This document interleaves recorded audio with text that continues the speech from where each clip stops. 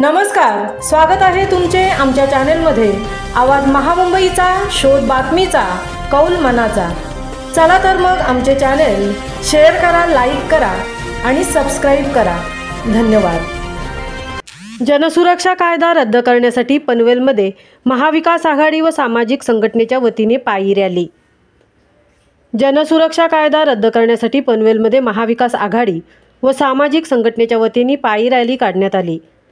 महाराष्ट्रात लोकशाहीचा गळा घोटणारा जनसुरक्षा कायदा लागू करण्यात आला असून आज जनविरोधी, घटनाविरोधी, लोकशाही हक्क नाकारणारा कायदा रद्द करण्यासाठी पनवेल महाविकास आघाडी व सामाजिक संघटना यांच्या वतीने पायी रॅली छत्रपती शिवाजी महाराज अश्वरूढ पुतळा ते पनवेल बस डेपो येथे काढण्यात आली।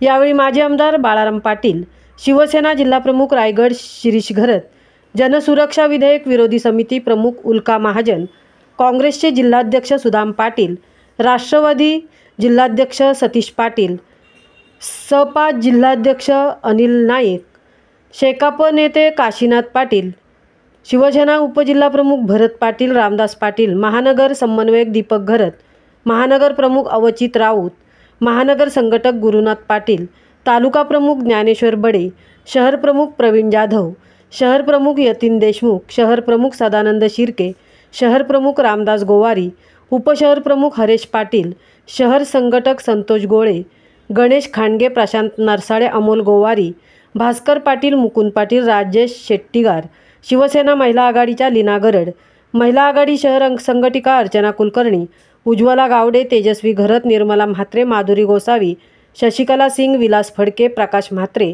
गौरव पोरवाल, दिलीप कदम, राजेश केणी, नारायण घरत, विश्वास पेटकर, नरेंद्र गायकवाड, राज सदावर्ते, सुभाष गायकवाड यांच्यासह महाविकास आघाडीचे पदाधिकारी व कार्यकर्ते मोठ्या संख्येने उपस्थित होते।